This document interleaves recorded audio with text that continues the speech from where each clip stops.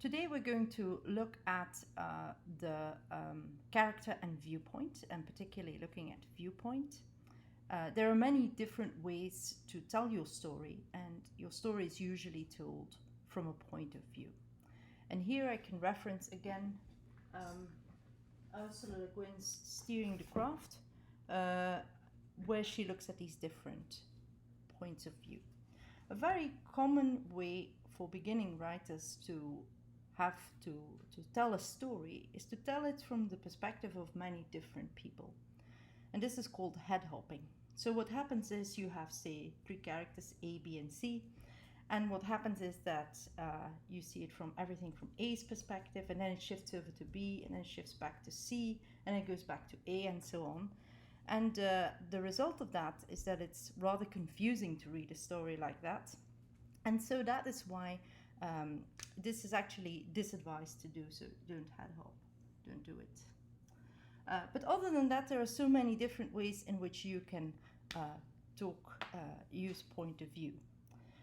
A very common form is the so-called omniscient author, or the involved author in Ursula Le Guin's term, since you're not truly omniscient. But what happens is you, the author, knows what's going on. You tell to the audience what is going on, and you can sort of dip into their individual perspective. This is a very common way of telling stories well into the 19th century, and still a very popular form today.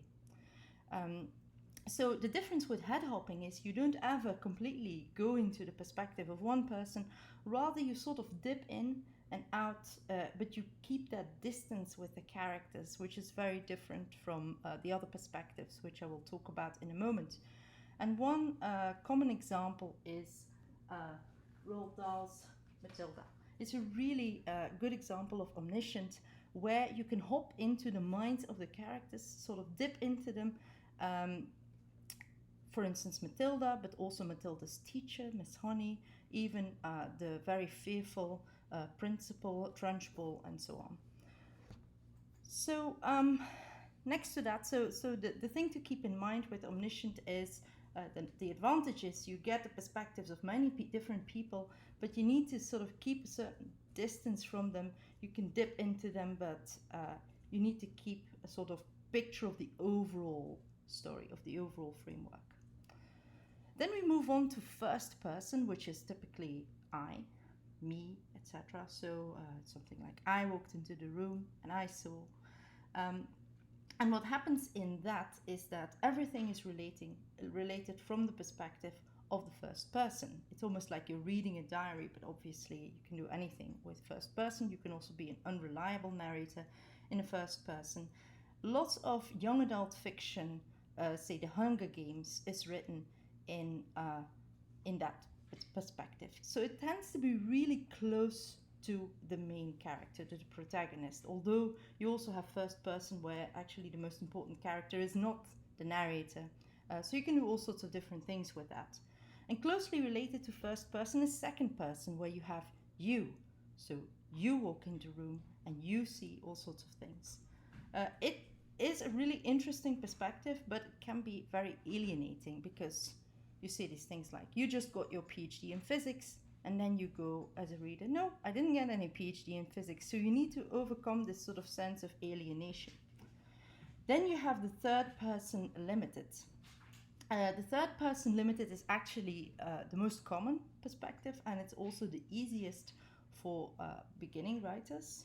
So what happens there is you have the point of view of one person, he, she, and you tell the story from that perspective. And usually you stick to that perspective. If you do a shift, then you have to do it between chapters. So for example, Martin's Game of Thrones and other novels in the Song of Fire and Ice series of books, you have per chapter, you have the story is told from a different perspective. So you have to be careful when you write third person that there's not something happening that the person that you're focusing on isn't aware of. So you have to always keep that in mind when you write it. But other than that, it's a really easy, natural, sort of good way to begin writing. And then you have objective or camera eye vision. And that can be compared to like you're a fly on the wall, or you're a camera, you're an impersonal observer. So unlike the involved author or the omniscient author, you never actually dip into the mental states of the people.